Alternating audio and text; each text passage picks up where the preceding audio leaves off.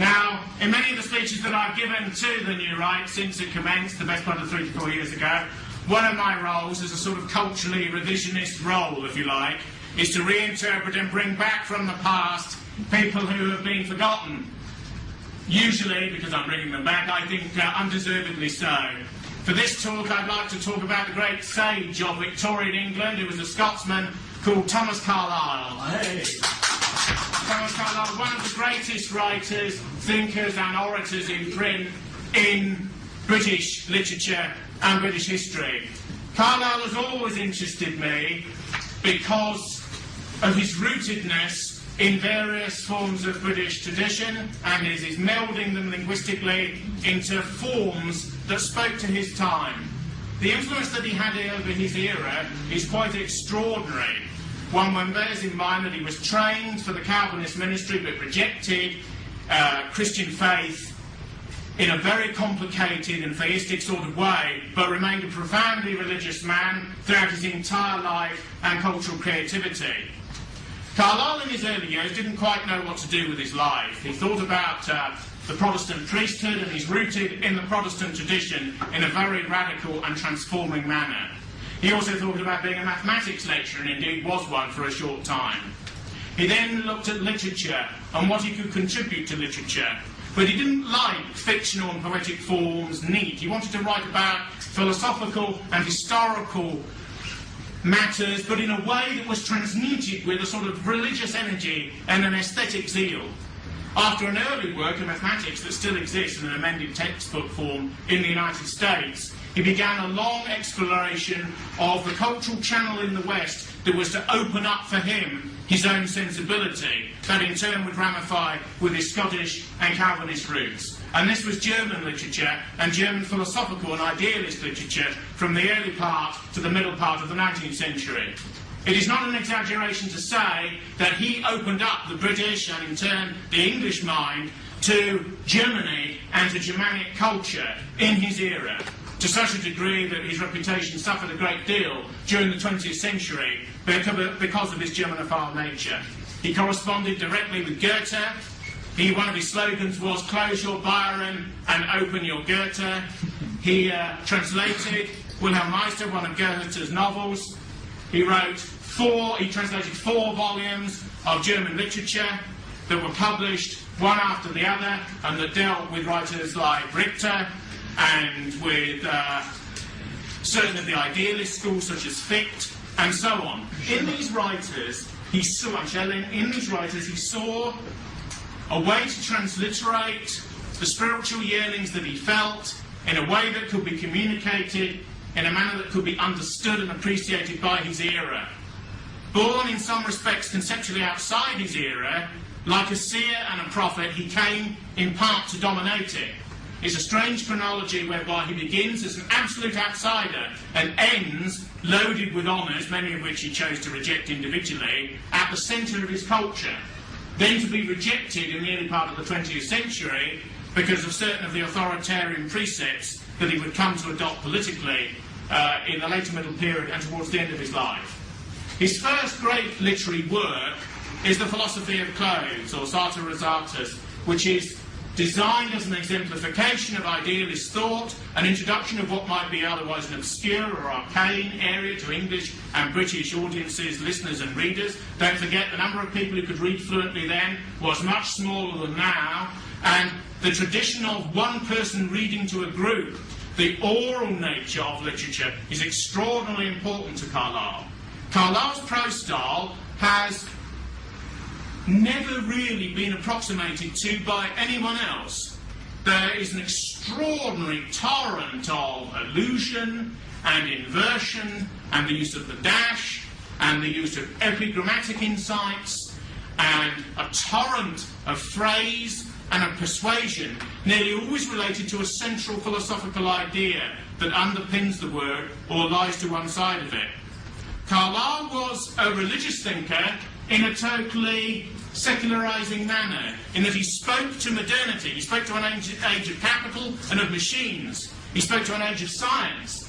But he used the mechanism of the pulpit and the jargon and language of knots which he transmuted in his own mind into a living and sinuous and prosodic form of narrative that he made all his own. Carlylese it was called at the time, and no one really has ever written in that way since. In Sartre, he began to satirise nearly all known conditions, partly as a way of clearing the ground for what he thought ought to replace them at a later date. He also served, by virtue of that text, to introduce German idealist philosophy to an Anglo-Saxon and British audience. He also sought to play games with texts, introducing one narrative, one autobiographical fragment, then leaving it, describing religious experience, such as the one that he's believed to have had on the Leaf Walk, when he had what for him was a mystical experience, whereby he saw the interconnectedness of all things. Carlyle believed in the reality of God in all areas and at all times, and he believed that all things are interconnected with each other. But in a way, of course, he is reaching way back into the Western and the Greco-Roman tradition. Heraclitus, in his lost book on nature 2,500 years ago, believed that energy was the basis of all life and of all being and of all becoming, and that that energy was in some respects flame. And the idea of the interconnectedness of all matter, and that which describes it, and that which psychologically alludes to it, and that which could be said by certain human values to be above it, was part of Carlyle's vision. This is why he could write about cultural heroes, he could write about Chartism, a movement of mass democratic and trade union-related reform in the 19th century, which convulsed the masses of that era and ultimately led in part to the democracy we now have in the British Isles. He could also write about the slave trade. His most controversial text in many ways, which is not reprinted in the Penguin condensed Carlyle, which people are very dubious about in certain respects. Laws have been passed, which means that even the title of that work I can't mention in a meeting like this. But suffice it to say, John Stuart Mill, his old friend and rival later on, wrote a riposte to it called The Negro Question. And so you can sort of adumbrate from that what Carlyle was saying and indeed what the title of that work was. Carlyle believed that life was hierarchical, but that hierarchy had to be based upon the principle of justice. This is why he's uncomfortable reading for the mainstream conservative tradition and for all forms of liberalism and accredited reform. His greatest work after Sartre was the multi-volume French Revolution, the first volume of which was burnt by John Stuart Mill's servant, who was illiterate and thought it was just trash that had been sent to her master, so she thought, oh, this is interesting, and put the whole lot on the fire. You have to understand what that means for a writer in the 19th century. There are no word processors, there are no I'll stick it in this window and give this chap a disc to see what he thinks of it. The whole first volume was burned. This was a blow to Carlyle, it really was. When Mill came to see him, he was white as a sheet. And he should have been, to be frank. He offered Carlyle £100, which is a lot of money in the 19th century, to rewrite the first volume, and for a while Carlyle was stuck, but he soon got into the nature of the work. The French Revolution is one of the most extraordinary books of the 19th century, because for a moment we have to reposition ourselves in that time. For people towards the middle of the 19th century, the French Revolution was an unbelievable experience, which had not, never mind revisionism, been assimilated into the knowledge of the middle of the 19th century.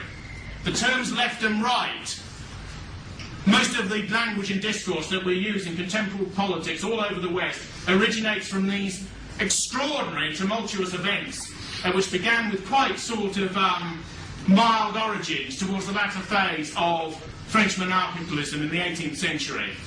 The 19th century remained deeply worried by the chaos and revolutionary ardour and violence that was released at the end of the previous century.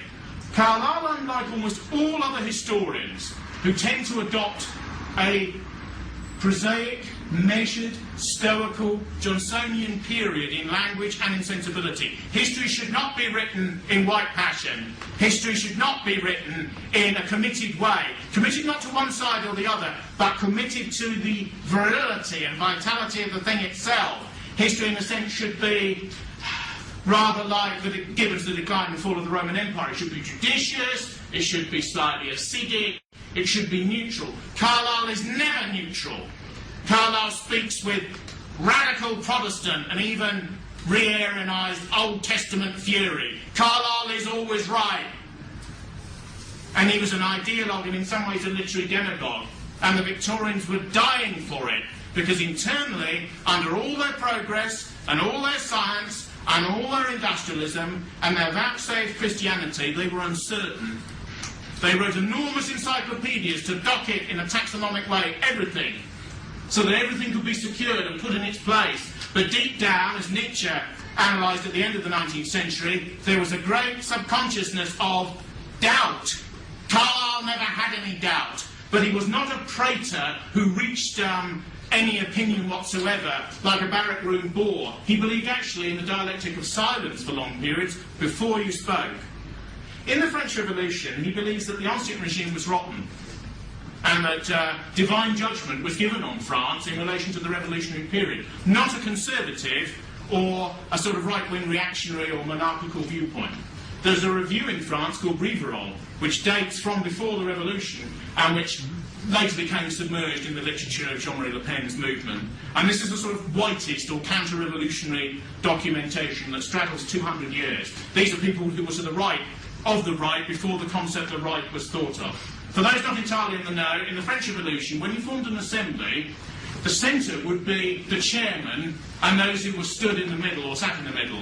Those to the right of them were those who wanted to conserve the status quo that revolutionary change had reached. Not the status quo and not the prior monarchical arrangement, but the status quo that the revolutionary spasms had reached. Those who were to the left of the chair, the destructive side, as Carlyle calls them, wanted reform. All our terminology of left and right, even though they relate to certain metaphysical and occultistic ideas that predate modernity, nevertheless originates here.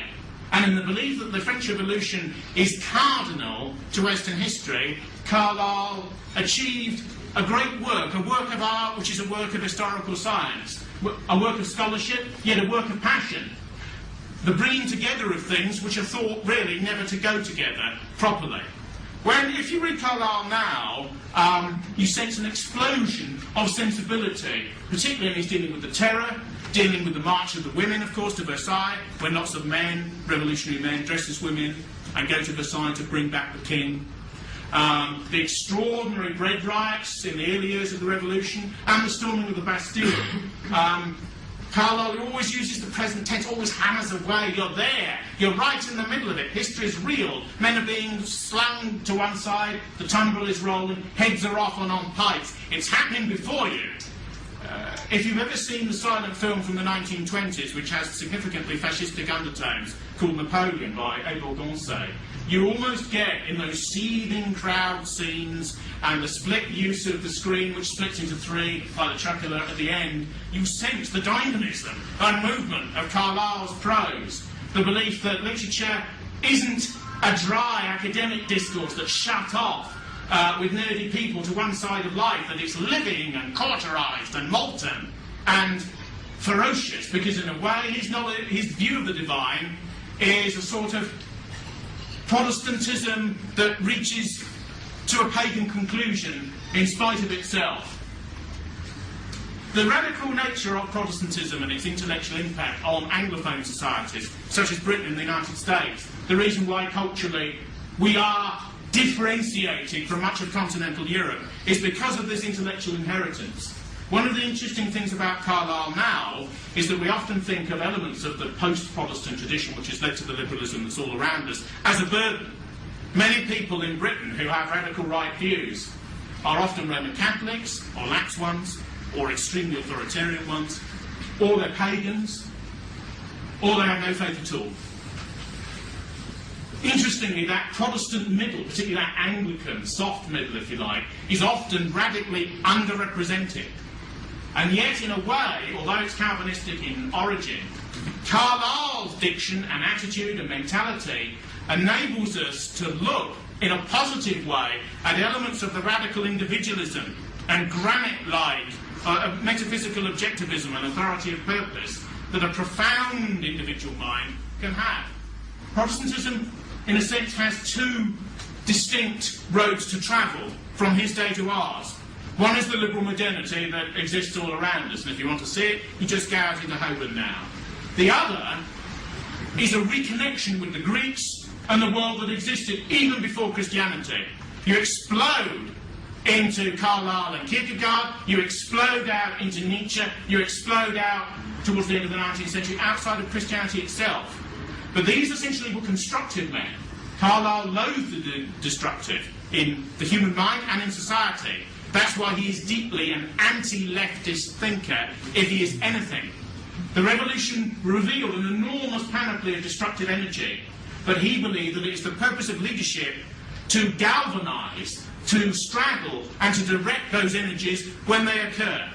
One of the criticisms that's been levelled against Carlyle's books as they go on after the French Revolution, to reposition and re-evaluate historical figures, to write about the movements and social ideologies of his time, to engage in a form of revisionism in relation to Mohammed, in relation to Oliver Cromwell, in relation to all sorts of figures who in some ways were minor cultural hate figures in his era that he got people to look at again in another way, in the teeth of much cultural opposition. Gradually he split from many of his liberal friends, such as John Stuart Mill, with endless denunciations of utilitarian, as he called it. One of Carlyle's great strengths is his belief that language is a new thing. You don't necessarily go against the order of grammar, but a genius reinvents in the crucible of creation. He developed more words, more neologisms than almost anyone in his time. He also, in his book about slavery, pointed out that half of the white children who lived in Britain at that time died before they were 5. And yet moralists and idealists, many of them factory owners, were concerned about the West Indies. In some ways, that tactic of textual refusal and aggression is part of an old Tory satirical tradition.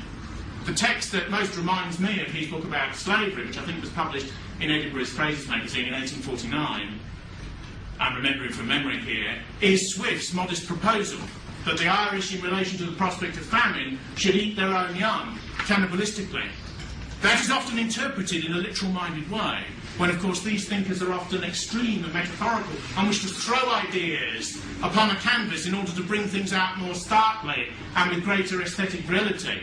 It was quite funny, actually, because in 1970s, RTE, which is the broadcaster in the south of Ireland, broadcast Swift's a modest proposal, and it led to a fist fight amongst literati in the studio as they rolled around, because they interpreted it as a literal insult against the Irish people, when in actual fact it's an attack on British policy in Ireland. That's the danger that you get into when you use politics as metaphor and as extreme literary statement.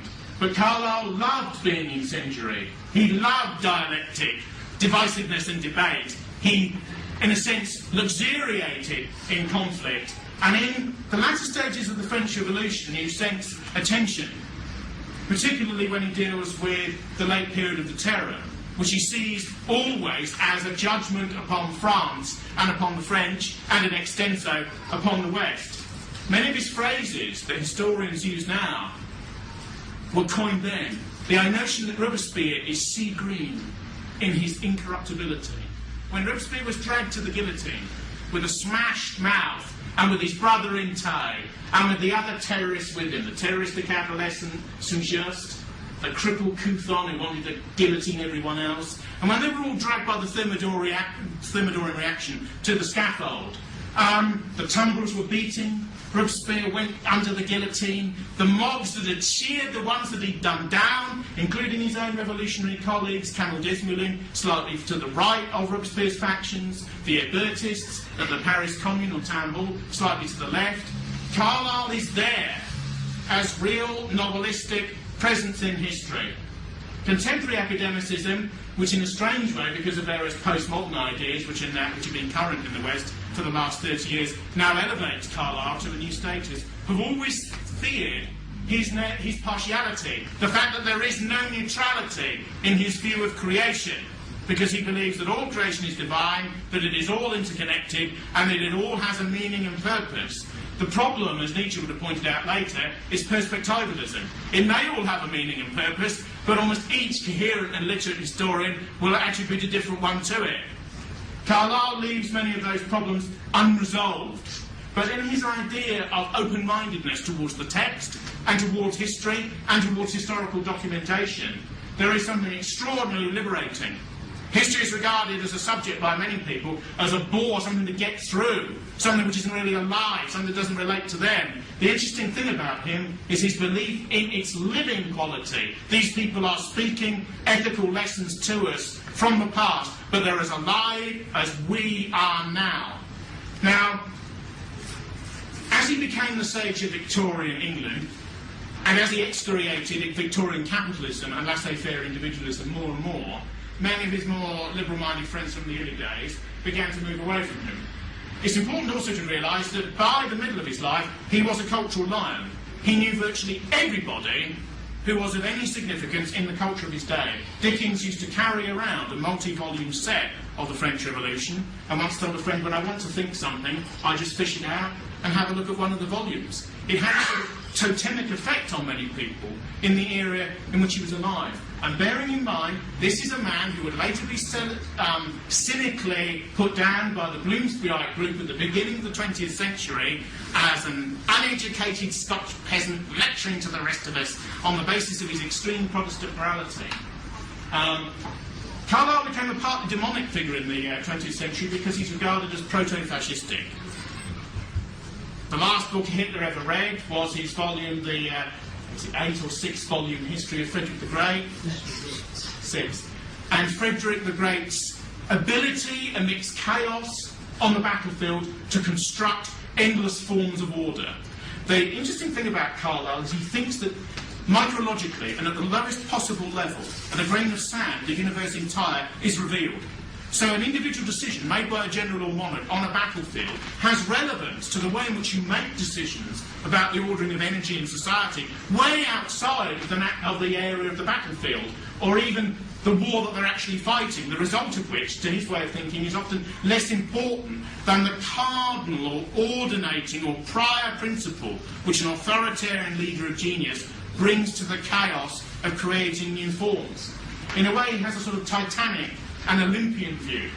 He's less concerned about the ideological niceties of Oliver Cromwell, of Muhammad, of Shakespeare as a cultural leader, than their ability to corral and restore, to give energy to certain circumstances, to bring energy to fruition in text and human behaviour. One of the reasons why the postmodernists and post-structuralists who are a school in late 20th century academicism, particularly in the arts, like him, is because of his open-mindedness to the interconnection between texts and life, and the ability to see texts as living and volcanic documents. During his high middle period, he produced a whole series of texts, such as Past and Present, and Heroes and Hero Worship, and latter-day pamphlets, in which he looked at almost every element of contemporary Victorian life. He looked at slavery, he looked at democracy, he looked at imperialism, he looked at the emancipation of women, he looked at extremities of poverty and wealth, he looked at industrialisation and laissez-faire economics, which was then becoming de rigueur.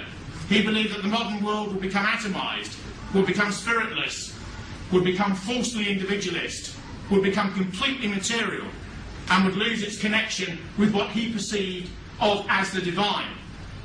His attitude towards religion is complicated, deeply personal, rooted and idiosyncratic. He believes that, he does believe in a spiritual dimension beyond life, which he believes he's actually experienced in a personal revelation.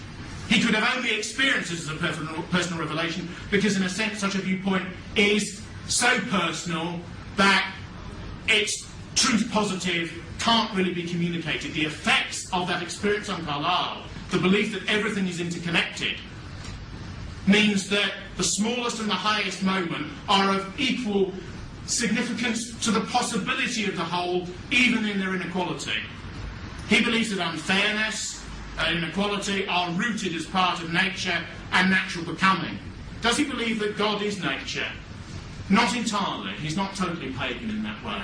His conception, as far as I can see it, is a metaphysical objectivism where there are certain criteria, beauty, truth, justice, that lie outside man and prior to man. And that, like most of the religious thinkers of the past, these are objective in that they are not perspectival and they can't be reduced to contemporary human standards. But very like Nietzsche, in a way, the way in which we perceive these absolutes, the full knowledge of which we can't have any idea of in our own personhood, in our own individuality, is to struggle towards truth and becoming in the moment in which we find ourselves. When the peasant demands bread at the height of the riots, when the physiocratic economic system was collapsing, just prior to the revolution in 1789, he is demanding, in Carlyle's view, justice in his society. The point of aristocracy is to rule in accordance with laws and the development of the creative evolution of human society. If a ruling group fails in its obligation to rule, all the privileges and the flummery that go with it, which means very little to a Spartan conscience like him, goes by the way, and they're cast aside by history, and a new group is brought in. Carlyle is not a conservative, but in some respects is a revolutionary conservative of a sort. So the idea that a leadership can fail and needs to be dispensed with, the opposition, in a sense, to what you might call an English Tory view, that no matter how bad it is, a leadership should always be kept going because it's bound to be slightly better than what might replace it. Tolstoy's view that revolutionaries are always the worst because they come to power new and hungry and you don't quite know what they're going to do. Carlyle believes in the prospect of absolute change, but it's change rooted in tradition, which, if it devours its own children, like the Greek Titans, will prove to be worthless in the way that the Montagnards were useless and worthless in his opinion at the end of the French Revolution. The Montagnards are the mountain in the convention, the most revolutionary of the French revolutionary assemblies. The first was the ancient monarchical regime, the ancien regime of its estates. You had the third estates with the first assembly. Then you had the constitutional assembly morphing into the legislative assembly. Then you had the French Assembly to this day, it's called the National Assembly, of course, and is rooted in the ideas of this period. Then you have the Convention, the one that all students of this period, if they ever read this period at school, understand. The Convention consists of the moderate revolutionaries to one side of the chair, the right, the centre sweeping into the left, and the extreme left. It was called the Mountain because they had the highest seats. And in the highest seats there was Maximilien Robespierre, there was Danton, there was Desmoulins, there was Couthon, there was Saint-Just. There were the others, the terrorists. Robespierre began with a pamphlet saying he abhorred the death penalty and ended up synonymous with its use. At the high point of the terror, 1,200, 1,400 were being physically guillotined in the centre of Paris, including many of his old revolutionary colleagues. And he would stand there with a perfumed handkerchief and mop his brow and mop his mouth and say, "It's for progress. It's for liberation. It's for France." Because don't forget, many of the forms of extreme leftism that existed at that time were infused with nationalism and with national power. Until the middle of the 19th century, certain liberal ideas and nationalism, of course, went together against traditional, conservative, monarchical forms of order.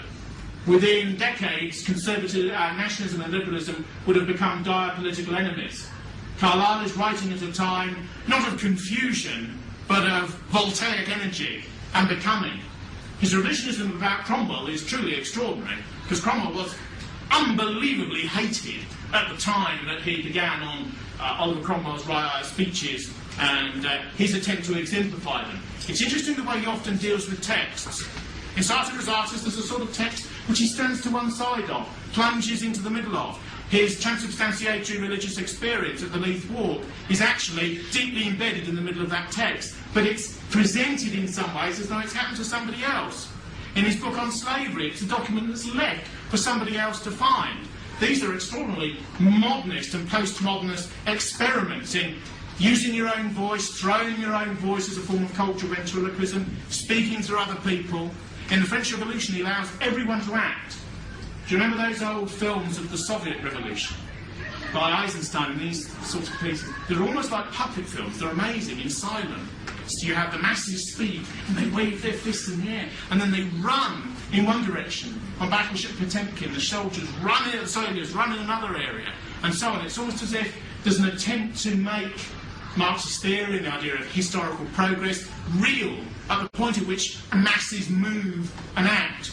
There's this extraordinary moment, just as cinematography, when the nurse holds up the dead child and she herself is shot by the white troops in battleship Potemkin on the steps as the soldiers come down with their bayonets. And I always sense there is something pre-cinematic about Carlyle's writing about history.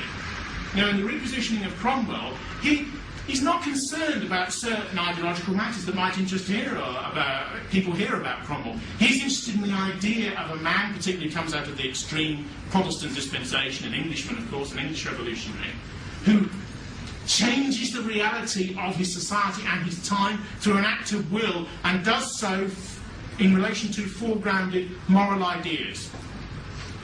Political action which is not based upon personal conviction to Carlyle is always worthless and better not to try.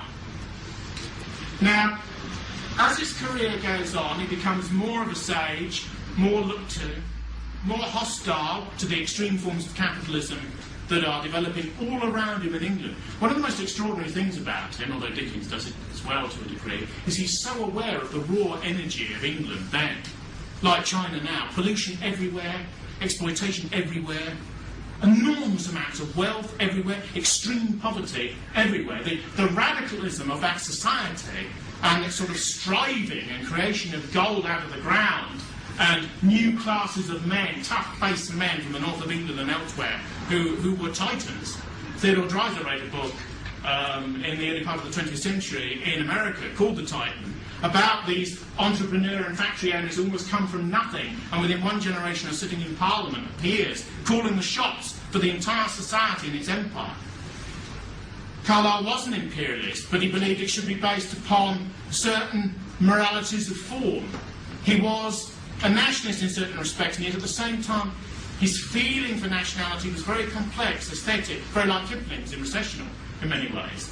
A profound, reactionary and yet rebellious spirit, whereby you looked at things, sought to meld them and move them in accordance with the energy of the hour, and always sought to find divine purpose in the actions of men. Where he found that there wasn't such, he moved away. Now, or he didn't give it cultural endorsement. It's a great talker, a great raconteur, a great celebrity in a period where celebrity meant something slightly different to what it means today. There's a famous incident in which a woman at a salon said to Carlyle, "I do believe, Mr. Carlyle," she said, "in the idea of the interconnectedness of the universe." And Carlyle rumbled in reply, "You'd better," in a Scotch accent, because he was quite a character. He was a sort of the most extraordinary religious and literary incendiary that this society produced in the 19th century. Now, towards the end of his life, he wanted to find one ruler in relation to the chaos of Victorian modernity who he could posit as a counterbalance and wait. Frederick the Great of Prussia was for him, in his ideological way of looking at the literary text of his own of that monarch's life, a way of exploring the idea of benevolent dictatorship. Carlyle is opposed to democracy. Carlyle doesn't believe in rule by majority. Carlyle doesn't believe in coherent, stratified, old-style rule by aristocracy. Certainly not an aristocracy that does not reform, and certainly an aristocracy that has no concern paternally for the plight of the people, particularly at the bottom. His sort of socialism, socialistic and solidarist beliefs are inegalitarian and always elitist, because morality and will and vigour and power comes from above to below in all areas of life. But those at the top have to be worthy of ruling those at the bottom. Otherwise, in his opinion, they will be judged by history. As he got older, he became, in contemporary terms, and in terms that he'd used himself, more and more right-wing. And he prefigures some of the authoritarian social movements of the 20th century, for whom, in many ways, he was an illuminating character. It's interesting to note that many of the great figures, Arnold, Ruskin, Morris, many of them alleged champions of the left. Many a faceless tower block called Morris Block or something was put up by old Labour in the 1960s and so on. Yet in many ways, these romantics, these socialists, these conceptual pre-Raphaelite types, these neo-medievalists, were actually looking back to past orders of social organicism. They weren't looking forward to the modern left. They were actually, in some ways, quasi-right-wing individuals who have been repositioned, falsely positioned, as neo-leftists in the early part of the 20th century. Carlyle is part of the authoritarian right-wing tradition, He's also a figure that uniquely can be used in British terms, in British circumstances. Many people who are just concentric to these islands wonder where our, quote-unquote, Nietzsche is, where our figure of indomitable literary power and glory might be, where our sort of, a combination, if you like, of sort of Jack London and Nietzsche in certain respects, where our figure is. I, as a modest proposal of my own, unlike Swift's, would put forward the idea of Thomas Carlyle as a man who, in the translations of German idealism, in his book upon the philosophy of clothes, which rips them away and shreds utilitaria and demands a spiritual dimension to the complications of early 19th century life, to his analysis of the French Revolution as the climacteric of that period, of the period in which his sensibility was formed, in relation to his desire to even preserve the existence of slavery, whereby he looked back to the ancient world and analysed the enormous numbers of forms. Don't forget serfdom in Russia wasn't abolished until the 1860s. The inequality and service takes in all forms of societies, ancient, modern and medieval.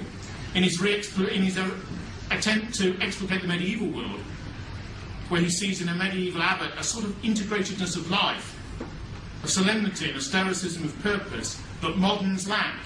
The modern society for many is alienated, is broken down, is inorganic, is increasingly meaningless. The great thing about a lot of these 19th century sages is that they're talking to us.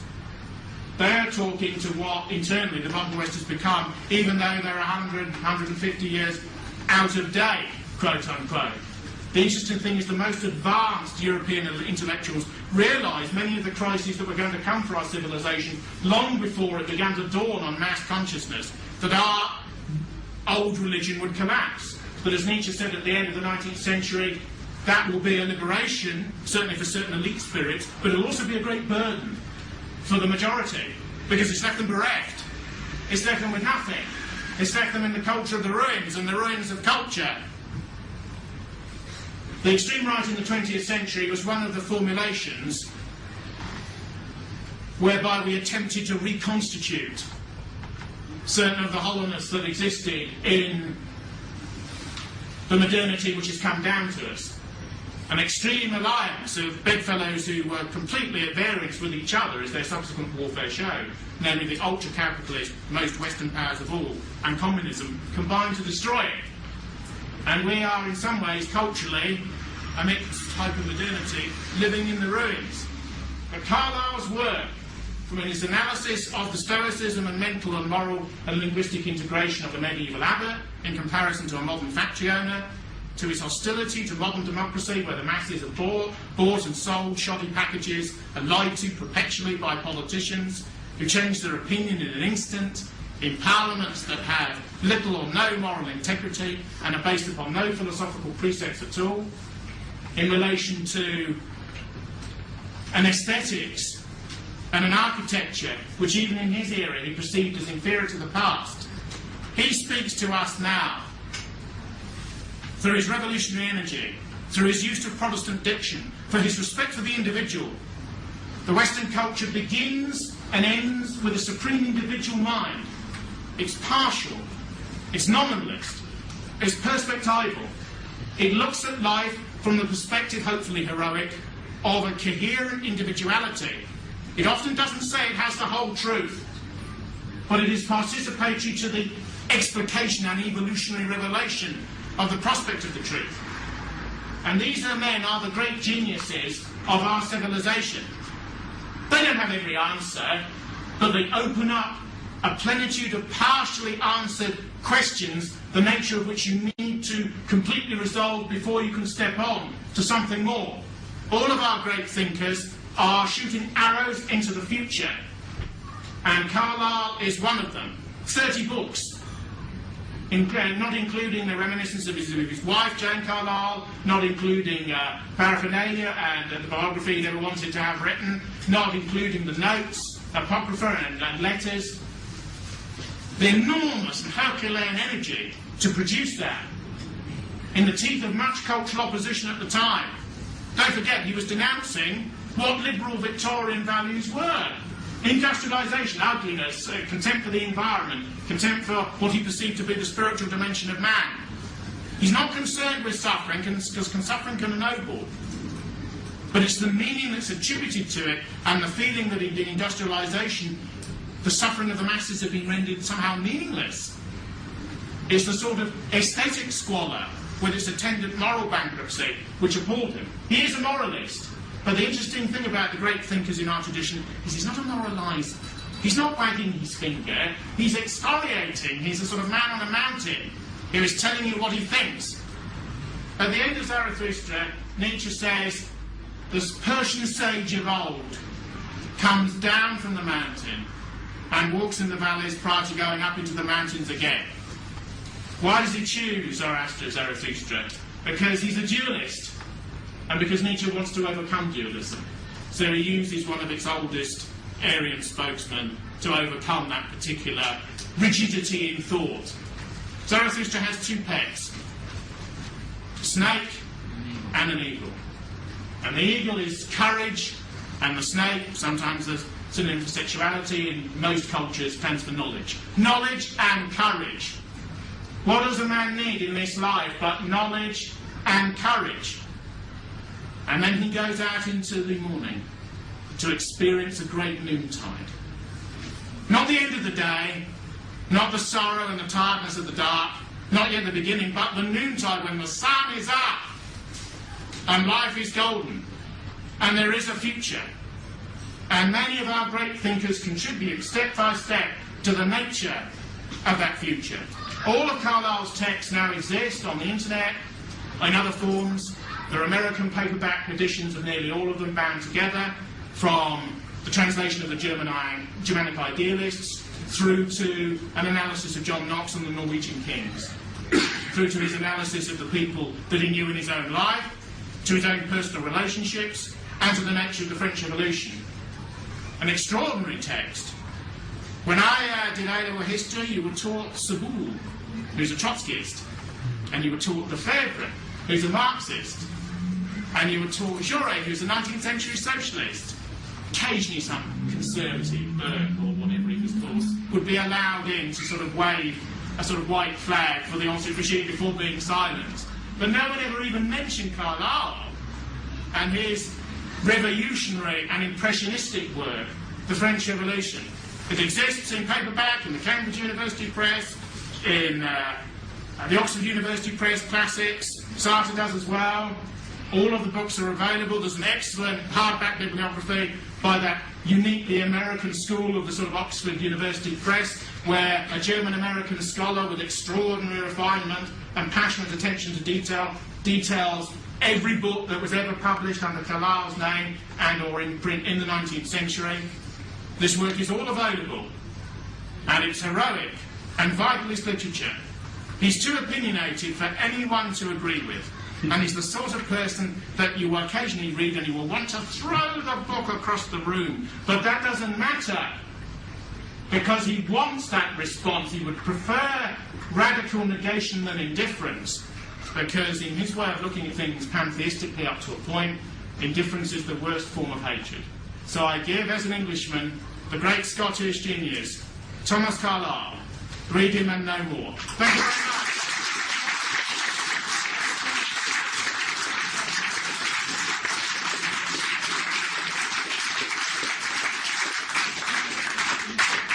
We've got time for a few questions at the front. Yeah, this isn't a question about the main thrust of the talk. It's about, you mentioned his unusual diction, his unusual use of language. Yes. I'm going to go back and read him. I've read him a little bit before, but I didn't understand him before.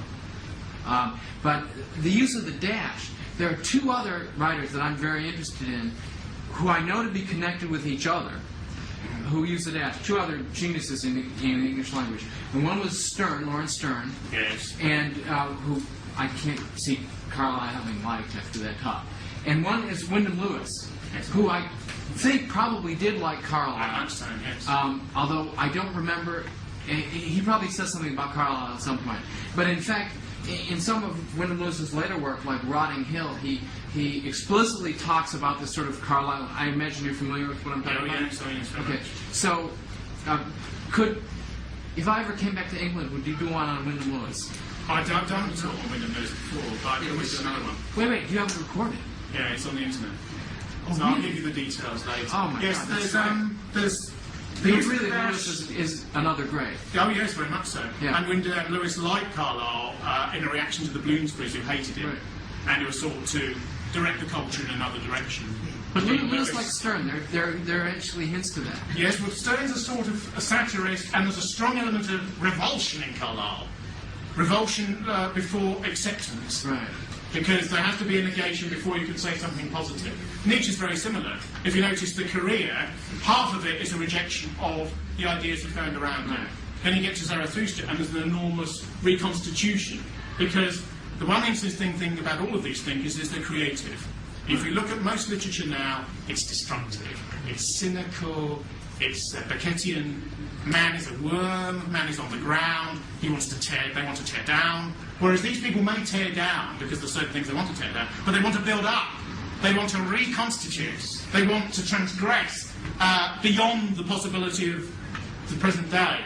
We had a talk on cosmotheism earlier, and one of the things that's most remarkable about our people is, whether they're religious or not, transcendence. It's the idea of going beyond that which exists now. When you walk into the Gothic cathedrals and so on, you look up and you see the vaulting and you see that which is above you. You see air and the desire to fill that space with glory and go above and not to be tied down.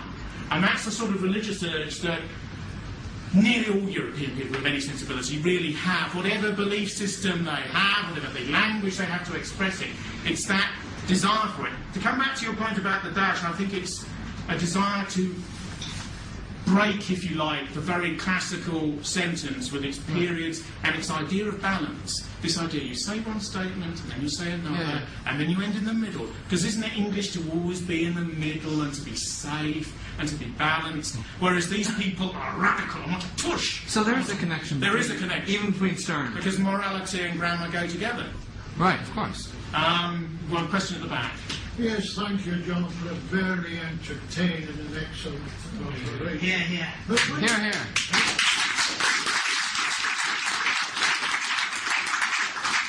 keep me awake because I hear every word you're saying. But what I want to say is this. But when you come to a sense of English word, you can always use a French. Yes. Yeah. Yes. Yeah, the word you didn't want to say, I just can't figure what it could be. I mean, this is a problem what I that's... say because it's instantaneous. It's a problem I can't figure. The forbidden cycle, I think. Yes, Oh yes. so you create a bigger problem for yourself by saying that word, perhaps? In a political meeting, yes. It's a word that rap artists, in quotation marks, use all the time. Begins with N and ends with R. And the irony is that laws have been passed to put people in prison who use that word in this country. Wait, does it apply to American tourists? You're covered by the First Amendment.